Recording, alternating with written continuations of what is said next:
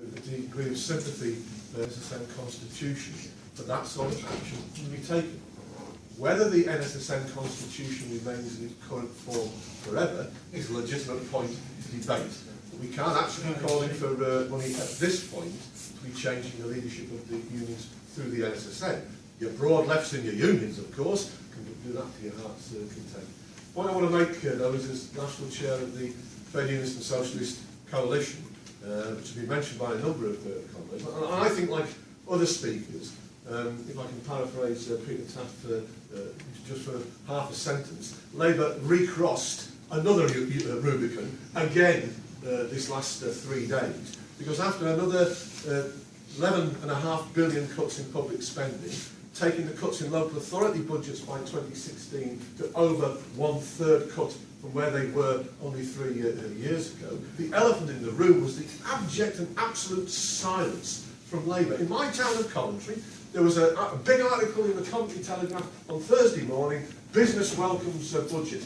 3 days later, there's not been a single peep from Labour saying anything about opposition to it. The nearest we got to it was Chris Leslie, the Treasury spokesman, going on Newsnight on Wednesday night saying, regretfully, I think Labour's starting point in 2015, if we win the general election, will be the envelope we've been left by the Tory coalition. No challenge whatsoever. Now, that's going to be resisted. And in the conference so far today and in this meeting here today, we've got examples of how that resistance is going to take place. And that's a primary function of today's conference. Bringing together that resistance so that where we can coordinate that to the point where unions all pick the same day to have that resistance, i.e. 24-hour general strike. That's been the main successful work of the NSSN, particularly our affiliates in the POA, the RMT, the delegates from the PCS and others who've spoken at TUSC last September and got that policy adopted.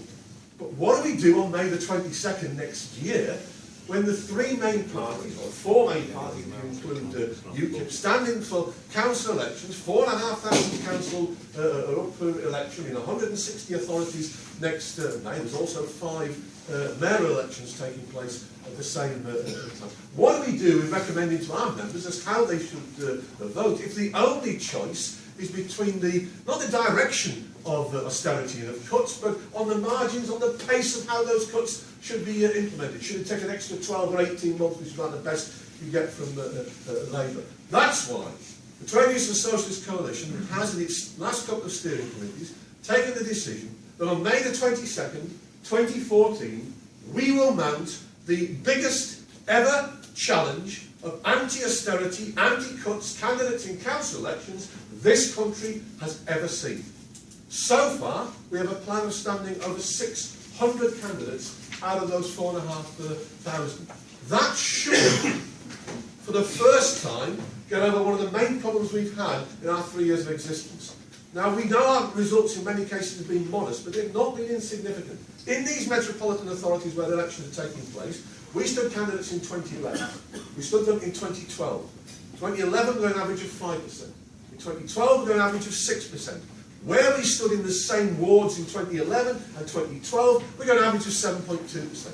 In other words, consistency, where you build local campaigns and get people knowing what the organisation stands for, can have some result. That's why the work already beginning in the next week in Waltham and other areas that have been mentioned. But Nancy's contribution at the beginning of this meeting was the most apposite. To start the work now, to invite candidates, invite trade union branches to discuss the idea of how candidates should be brought forward, how the money should be raised, what campaigns should be looked, what should be the test. If there are 1 or 2 people on Labour authorities, and there only will be 1 or 2, there's only been 6 Labour councillors on Labour authorities that have so far voted against the cuts, a couple of more who've abstained on those cuts. What should be the test to say whether or not there should be any support for existing councillors? And I would say an absolute refusal to vote for the cuts and a move now to pass policies on councils and on housing associations where councils are represented to stop evictions taking place from those neighbourhoods. And if that's not there, then it should be the question of standing